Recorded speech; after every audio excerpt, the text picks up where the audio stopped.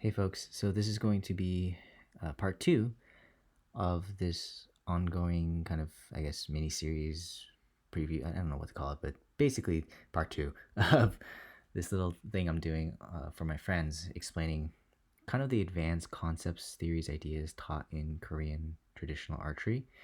And what I wanted to talk a little bit today about was elaborating more on exactly the difference between conventional tension theory and this, under the modern terminology, KSL shot cycle terminology, USA archery NTS terminology, the transfer to whole system, what I've been calling Korean asymmetric back tension for Korean traditional archery purposes. But whatever you really want to call it, the point is that this versus this, what really is the issue here, right? Well, I want people to understand that I did use this method a long time ago before I learned this, okay? And having experience with both, I've honestly found this to be much, much more effective. There's a very simple reason why, okay? Remember that the scapula, wraps around and forms the socket part of the shoulder joint of your, shoulder joint, right? Your rotator cuff. The upper arm bone, the humerus bone, this thing forms kind of the ball part of the ball and socket of the actual shoulder joint here. But the important part to understand about that is, remember, the force of the bow, when you're drawing a bow, let's say you get to full draw or whatever, right? The force of the bow, okay, is pushing back on you. It's like coming this way. If your bow arm shoulder blade, okay, is moving in this direction towards the spine, so you're like squeezing the two shoulder blades like they talk about in conventional back tension theory, right, into the spine like this, but you're also trying to push with the bow arm this way, what do you think is going to happen to the shoulder joint right here? You're effectively moving these two things in completely different directions, so you're going to affect your shoulder joint in some way. Now, worst case scenario, the arm comes out of the joint, but realistically, because the bow is pushing you back, that doesn't happen. What actually happens is that it creates weakness here in the bow arm shoulder joint. So while in theory, you're pushing as best as you can, the foundation of your arm, which is your scapula, is moving away from the direction that you're pushing.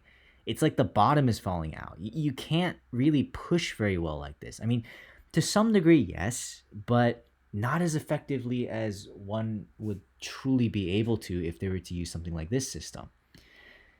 Because when you do retract the bow arm shoulder blade in, as you're trying to push out, it's kind of like if you're trying to, let's say your car fell in a ditch, or maybe even not a car. What if you don't have a car? What if there was a big rock or something in a ditch, right? And you were trying to push that rock or your car or whatever, some big heavy object out of that ditch. And as you're pushing against it, working up that slope of the ditch, somebody came and grabbed your feet and started pulling you in the opposite direction. You would lose all leverage that you had, right? Because your foundation is gone. That's exactly what happens when you use the squeeze theory. Whether you squeeze like this, whether you squeeze like this, whether you squeeze this way, doesn't matter. However you squeeze, if this bow arm is moving in this way as you're trying to push with the bow arm forward, that's what happens. You lose leverage. Then what inadvertently ends up happening is the momentum that should be going in this direction actually reverses course and comes this way.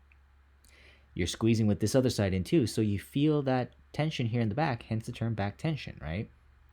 So some people say, well, that's why I retract the bow arm shoulder blade first, and then I push. I'm like, well, that sounds okay, except for the fact that that limits how far you can actually push. Think about it. Going back to that analogy, if you're trying to push some giant heavy object out of a ditch, right, whatever that heavy object may be, supposing in order to get a little bit more firm footing, you had somebody walk up and pour cement around your feet. Let's just say, magically somehow this cement was instantly drying, okay? Just magically. And now your feet are literally cemented to the ground, and now you're trying to push your car or this boulder or whatever it is out of this ditch.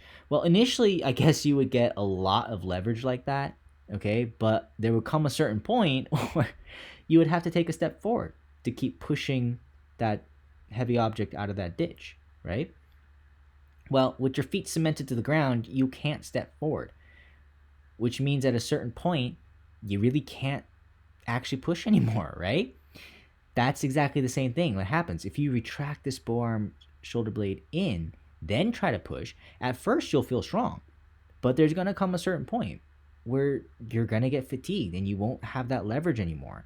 I mean, sure, it may not happen within 1 arrow, 2 arrows, 10 arrows, 20 arrows. If you're incredibly strong, maybe even somewhere between 50 to 100 arrows, you'll still be able to do that. But there's going to come a certain point where if the momentum of this shoulder blade is moving this way and you're also trying to push this bow arm that way, it's going to wear down this joint at some point or another. When that happens, again, the weakness sets in and your entire body will get pushed back. And for most people, that starts to happen pretty quickly. When that happens, basically, the force that the bow is exerting on you goes up the bow arm into the bow arm side shoulder blade, right? And would actually just keep going this way if it weren't for the fact that your draw side is coming in and you feel that back tension. The problem with doing this is now this entire bow arm half is basically acting as a lever against you, as a brace against you. Rather than your bow arm side being for you, the bow is now in control. You only have control of this part. So you're trying to resist all of this with just this, which I suppose in theory would be okay, except for the fact that because this bow arm shoulder blade is pushing this way, this draw side shoulder blade can only get so deep into the back, which means there comes a certain point where now to continue pulling back, you have to start rolling in the shoulder joint here, back when you're basically either near or at full draw. Some people try to pull this way, some people try to pull this way, some people pull this way. It doesn't really matter. Whichever way you try to pull, the point is the momentum of the bow is pushing you back this direction, like pushing you this way. You're also trying to pull the string this way, so the draw side momentum is going this way. At this point, the only thing resisting the bow is just this little draw side shoulder blade, because these two things are going the same direction in terms of momentum. This is the only thing going forward. So now you're resisting literally the entire structure of your body, which is being controlled by the bow, with this little shoulder blade thing. And again, if you're really, really strong, super strong shoulders or whatever, I mean, yeah, you can do that. Is it the most effective way of doing things from an efficiency standpoint? Not really, but you can do it. I used to do that until I learned otherwise. Alternatively, let's talk about the asymmetric back tension structure. Because right from the beginning, we push with the bow arm out and we allow the shoulder blade to get as far out as we possibly can, the foundation of the bow arm is moving the same direction as the bow arm. The draw side shoulder blade is also moving in to the spine in the same direction. So the momentum is going in one clean line this way, aka against the bow.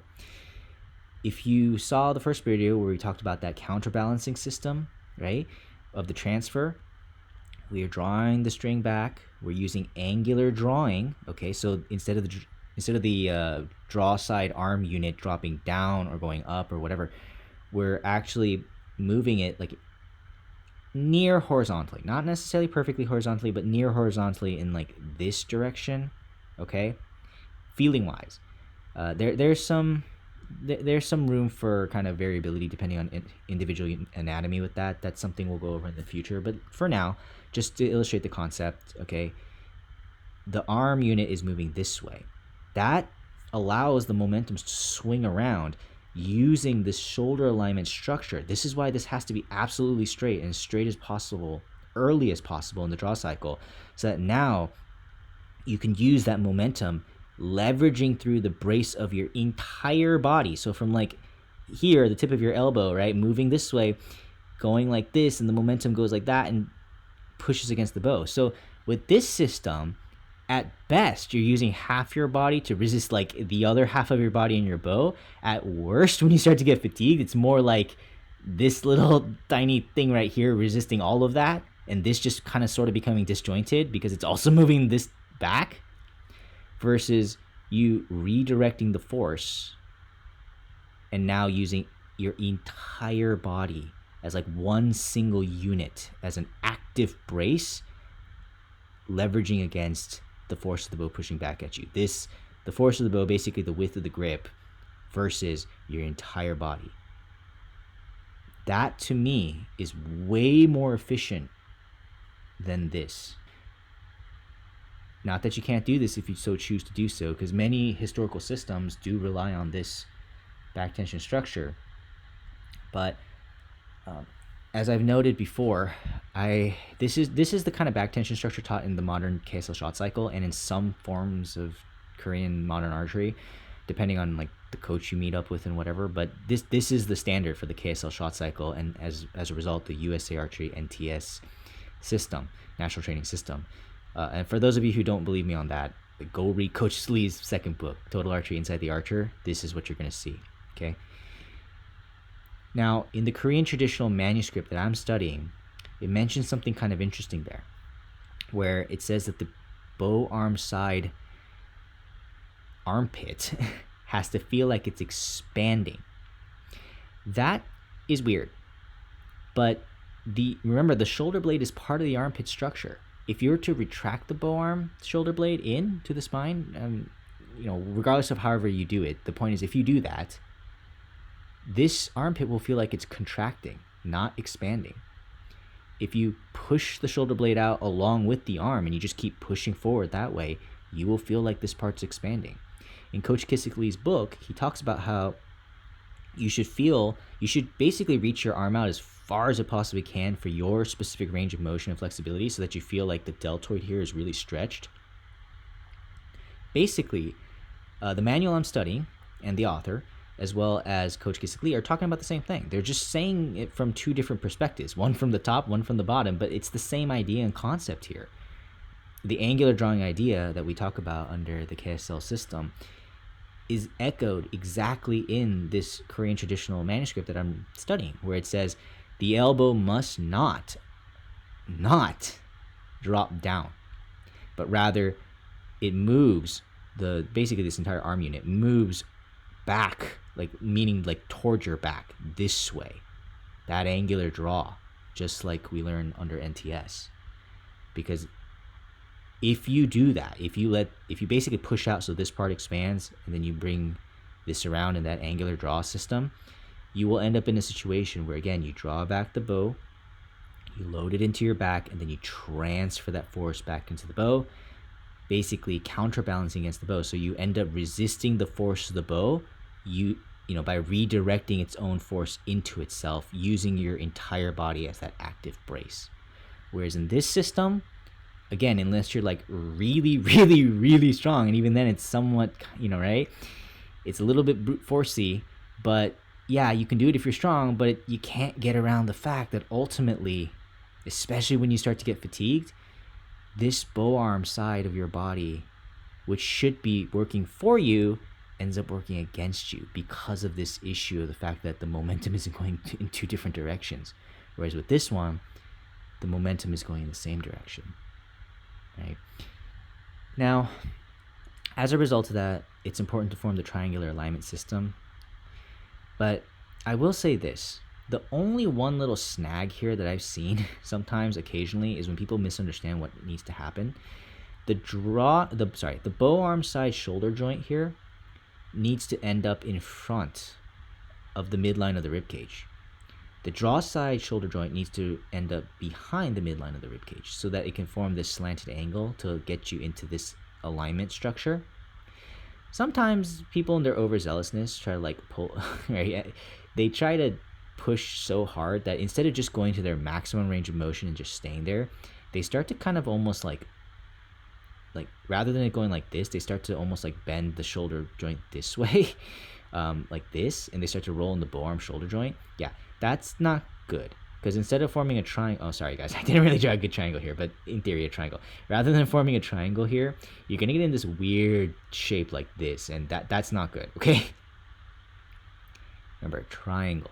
And I find that the reason why this happens a lot of times is people try to aim their bow arm at the target, okay? That's not what we're doing in this system, okay? in this system. In the asymmetric back tension system, the arrow and the draw side forearm, for the most part, aim at the target, and your alignment structure aims kind of a little past the target. Whereas in the more conventional system, you aim the bow arm at the target, which, again, that's a little bit of a different issue we'll cover in the future. But for now, just understand that you don't want to turn so far in the front bow arm joint here where the arm like goes and goes this way, okay? It should be slanted. The arrow aims at the target, okay? So with all that out of the way, I hope that makes sense. As I kind of mentioned previously, I'm mostly making this for a couple of friends of mine, trying to help them understand what all this like crane archery theory and whatever, just not even just crane archery theory, just like archery theory in general is all about, that I keep talking about. And this is the kind of stuff that I'm talking about, like the discrepancy between this and like how the momentum moves through the body, and why I have this like somewhat passionate disagreement about the nature of this bow arm shoulder blade moving in toward the spine. Again, I'm not against people who choose to do this if they do so deliberately, like they understand, okay, yeah, maybe, but for one reason or another, maybe your system that you're studying requires you to do this. I'm like, well, if you can find a safe way to do it where you don't injure yourself, okay, fine, I guess. But for me, seeing as I have this option available to me as far as Korean traditional archery is concerned, and even modern archery, my modern Olympic style archery is concerned, I'd rather just use this just because of how much better it leverages the entire body against the bow. So yeah, that's the system that I'm studying. But anyways, I hope you guys understand a little bit more what I'm talking about in terms of the issue here about the whole pushing versus retraction and pulling mechanic and all that kind of stuff. Okay, so again, we're not done yet. There's more theory to come, so that we're going to continue to cover in part 3. So just hang tight for that. Okay.